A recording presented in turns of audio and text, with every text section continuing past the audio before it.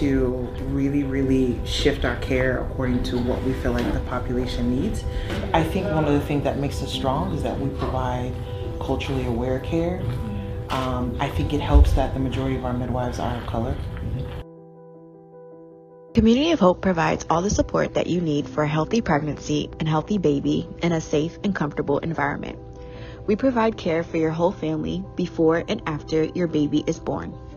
We offer prenatal care, midwives and family practice, centering pregnancy, perinatal care coordination, labor and delivery with midwives and doulas, transportation, on-site sonography, maternal and fetal medicine, pediatric care, breastfeeding support and education, early childhood home visiting, and baby care items, breast pumps, and food.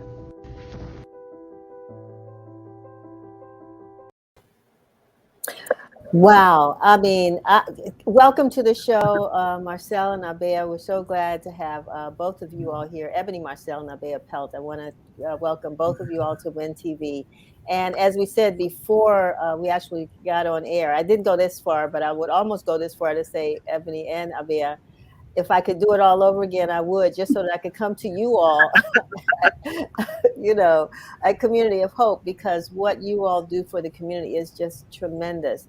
I think the video tells us a little, but I'll start with you, Abayea, just to talk a little bit more about, you know, what Community Hope, you know, what you're doing, how long you've been doing it, and why the focus on maternal health. Sure, of course. So Community of Hope has been operating in Washington, D.C. for about 35 years.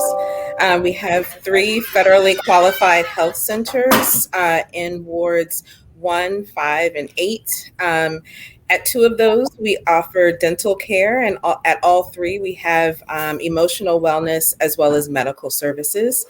And so we have an approach that provides care, family. We are there for not just moms and babies, but for dads and grandparents and everyone. But we do have comprehensive prenatal care and postpartum care provided by our midwives, led by Ebony, as well as OB providers and family nurse practitioners. And so that is how we, you know, get that mom off to a healthy start. Many people start as patients of Community of Hope well before they are even thinking about having a baby. So, wow. And Ebony, you know, we in the District of Columbia, our numbers are not good when it comes to one sort of a maternal, you know, I forget the term, but you know, when women die in childbirth, and also the, you know, what happens with our babies. And this, to me, this makes a big difference. One, because, you know, it seems to me once they start coming to you, they want to continue to come because you provide all the services that a mother might need. But although there's the support. Talk about, you know, what you as a midwife, and I want you to talk a little bit about doulas too. I mean, what those terms mean for us. Absolutely. I still feel like a lot of folks still confuse the two. So doulas are definitely there to be supportive with moms during labor, and particularly at their births, but there also are postpartum doulas who their sole focus is to support families after they have their babies. There's fertility doulas. There's a lot of different types of doulas, and they're essential, and I feel like everyone should have one. Midwives, we are there for the clinical aspect. So we take care of the birthing person clinically, their care, prenatal, postpartum. Midwives also do GYN care, family planning. We also do newborn care. A lot of folks don't know that we do newborn care, and at Community of Hope, most of the babies that we catch, because midwives say catch, we provide their newborn visit and their 2-week weight check. A bigger difference between us and docs is we don't take care of birthing individuals who are super sick, who need surgery. But I like to remind people all the time that if you look in the Bible, Genesis chapter 1, it says the midwife said unto her, "Fear not." And I like to point out that we've been here for a long time. We've never left. We've always been here, and midwives have a huge representation in a lot of underserved, under-resourced areas and in public health. You know, a lot of women were very concerned during this last 18 months if you were pregnant, got pregnant, or had a baby, you know, how COVID was going to impact you and where you could even go for, you know, your regular maternal health checkups. How did how did the pandemic affect your services? Abayea? Or Ebony, whichever one wants to. Sure, I think we can both probably talk on this. We made some changes during the pandemic. We began to offer some telehealth visits to our prenatal patients. I think you're going to ask about our centering pregnancy group in a moment, but we started offering some of our groups virtually as opposed to in person.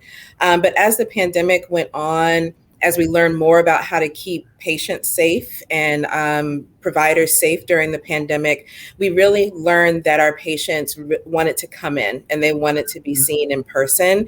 And Ebony really led us in being able to switch and be able to provide prenatal care in person again in a way that was safe for our patients and provided them with the connection that they were really looking for. And is the centering pregnancy group, was that a part of that? Is that something that new that you recently introduced, and was it because of COVID or what? No, it's not actually new at all. We've been doing centering for many years. Centering pregnancy is our group model of prenatal care. So at the beginning of a pregnancy, the pregnant person is seeing their provider one-on-one, what people typically think about when they think of prenatal care. And then later in the pregnancy, that shifts to a group where a midwife is present, Ebony or a member of her team is present, and then we have a group care coordinator that provides education on a range of topics, being ready for birth, being ready to feed your baby. We have speakers that come in and talk about workplace issues and being able to manage working as a pregnant person. And so they do that in a group setting, and they also get the peer support. So they're with other pregnant people that are due around the same time. And we sometimes have groups that want to stay connected with each other after the group ends. So it's really building that community that so many new parents really need. So when they come, Ebony, tell us about, you know, kind of how that actually manifests itself. How does it work? I mean, what do you do in this process? So basically, all sessions are built to be somewhat of like a childbirth education class. Things that what I love about centering is that you can adapt it to what you feel like your community needs. And I feel like our community definitely needed more help with like stress management, coping mechanisms, nutrition, living in food deserts. And so we try to incorporate a lot of empowerment activities and stress management activities into all of these sessions on the different topics. And a lot of them are about labor, what your body's going through the pregnancy, to what to expect afterwards, newborn care. When we were in person, we had family attend, other children, but just trying to make sure that these families are empowered and educated on this life transition of having a baby. And I've been doing centering for probably over 10 years, and I still have groups who met in centering and are still friends. And how are the dads brought into this? I mean, you mentioned family members and children, but how are dads brought into this process as well? Do they attend the centering group sessions and either dads or whoever is going to be sort of the co-parent of the child? They do. And matter of fact, funny enough, we've had some groups where the dad showed and the mom didn't. They loved it. They loved coming. And so, you know, we definitely didn't send them away, but yeah, we definitely encourage whoever's going to be supporting you, and part of the growth takes a village. So it could be your sister, your mother, your auntie, whoever is coming. We're okay with it. So Community Hope is located, let's tell us where your locations are and who can use your services. Sure. Our services are available to any member of the community. And we have a location in Ward 5, the Family Health and Birth Center. We have a location in Ward 8, that is the Conway Health and Resource Center. And then we have another in Ward 1, and that is the Marie Reed Health Center. All right. And do you have to, I mean, have insurance? How do you get access to the services? Sure. So these are federally qualified health centers, which means that anyone can come for our services. We don't turn anyone away because of lack of ability to pay. We have insurance navigators that can help people to obtain insurance if they don't have it. And there's a number of programs in Washington, D.C. to connect people to health insurance. But anyone who is seeking health care in Washington, D.C. should feel free to come to Community of Hope. And then would that be the same for, let's say a mother's come, she's had a child, year or so later, she's about to have another. Is the door always open for them to come back? Absolutely. Absolutely. We have plenty of folks who, are having a baby after greater than a decade period of time. No, absolutely, the door is open. Wonderful. Wonderful. I am, I think about also the trauma. Someone was talking to me not too long ago about sort of the mental health issues that a lot of mothers are facing postpartum. And some have been pretty devastating. How do you manage women who, if they're talking about they're depressed or lacking resources or lacking support or just having some mental health crises due to, having a child, how do you help them? Sure. So we screen our patients. I say screen, but we have an in-depth conversation with our patients. Every patient has the ability to work with a care coordinator. We call them perinatal care coordinators. And we get a sense of what their needs are. We get a sense, even in the prenatal period, if there might be some indications of possible depression. And we have behavioral health specialists that are there in the clinic at all 3 sites that we can link people to right away if they do need that help. And that continues throughout the pregnancy and into the postpartum period. We have very robust emotional wellness services at Community of Hope. And so people who, whenever that might appear, whether it's during the prenatal or postpartum period, we have people who can support them with their needs. And you also asked about resources.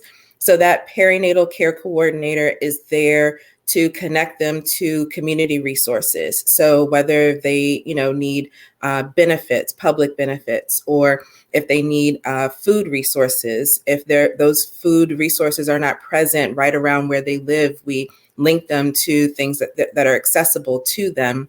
And we also link them to things that they need for their baby's arrival. So we make sure that they know the safest way to put their baby to bed. And we also can provide them with a portable crib that they can use so they have a safe place to put their baby down at night. So those are some ways that we support our patients. Could I add 2 more things? Sure, Ebony, so from a clinical perspective with the midwives, midwifery is relationship-based care. That's a bigger difference too between us and physician colleagues. Our philosophy is that birth and pregnancy is a life transition that we're supposed to be supportive of, not a medical issue or disease that needs to be fixed. And so, like Abayea is saying, I think one of the angles we have with that relationship base, and we have a lot of continuity. We have a lot of folks who have their baby roll into primary care and come back to us when they're pregnant again. We know them.